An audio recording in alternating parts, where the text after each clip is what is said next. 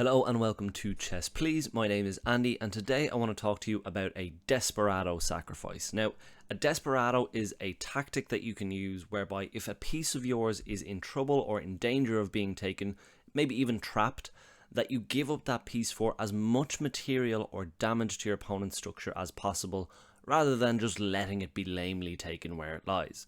So the way I like to think about Desperado sacrifices is, you know, that action movie trope where one of the heroic party gets mortally wounded and they're not going to make it out and the enemy is closing in from all sides, but the mortally wounded person has like a gun or a bomb or like some dynamite and they're like, no, you guys go ahead, I'm going to take them down with me. That's what a Desperado sacrifice is, that last stand where a piece is going to die, but you're going to get a good bit of compensation for it. So, what does this look like in practice? Let's look at a couple of puzzles to see. So here we have our first Desperado position / puzzle, and the main headline of this position is that we are playing as black, our queen is under attack, at the same time we are attacking their queen. So one potential way that this could shake down is if we just take their queen and they'll take back. That's technically a trade of queens, but you'll notice we're in quite a bit of trouble here, so I kind of want to get a little bit more than just flat trading, because our king is pretty compromised there and that rook has a lovely open file. So rather than just kind of accepting that flat trade, we can accept that this queen is going to die in some way, shape or form and get as much as possible from the position. And in this particular case, that move is taking the rook here on d2, pretty crucially with check here. So again, king has to respond here. So only one move for it, and that's taking back. And now because that did come with check, we can take here with the knight. And we're up a rook instead of just trading queens flatly. So in that particular case, you will see why Desperado sacrifices are a cousin close subset of Zwischenzug intermediate moves that we covered off in the last video. They're a type of intermediate move, but that specifically involves kind of a sacrifice on your way there. That's our first puzzle. Loading up our second puzzle here. This one is actually from a famous Grandmaster game between Tigran Petrosian with the white pieces and Bobby Fischer with the black pieces. Let's actually flip that around here, given that we're playing as Bobby Fischer.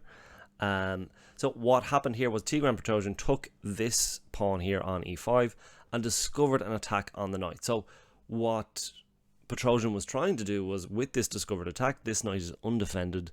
This knight can take that pawn for not free, but if we take back here and Petrosian takes the knight there, then they're up a pawn. And at Grandmaster level, that is so huge. So rather than that happening, from this position here, Bobby Fischer understood that this knight was fated to die.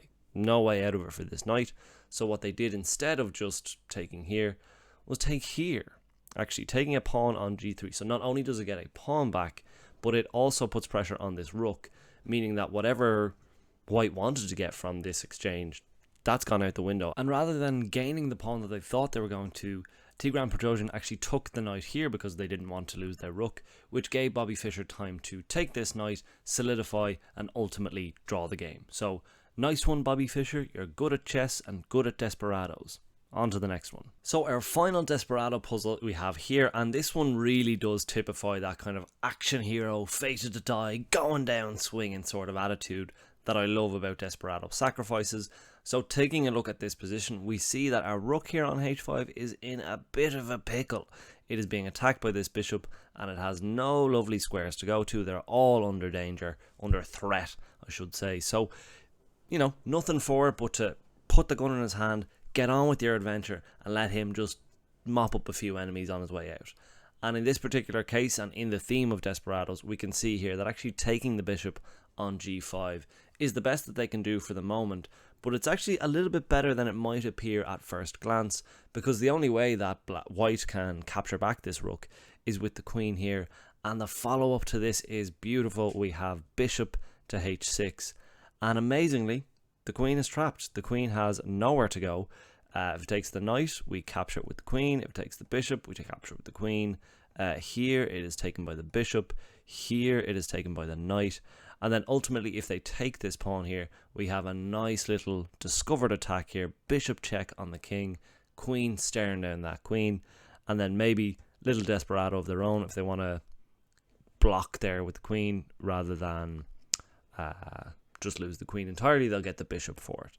So In any case, the queen is lost, the rook has won the bishop and actually inadvertently or tactically won the queen through its humble and noble sacrifice for the team.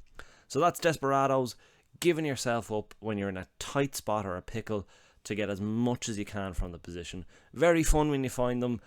Sometimes, like, tricky to calculate. Sometimes you'll just give away a piece and not get as much compensation as you'd like for it.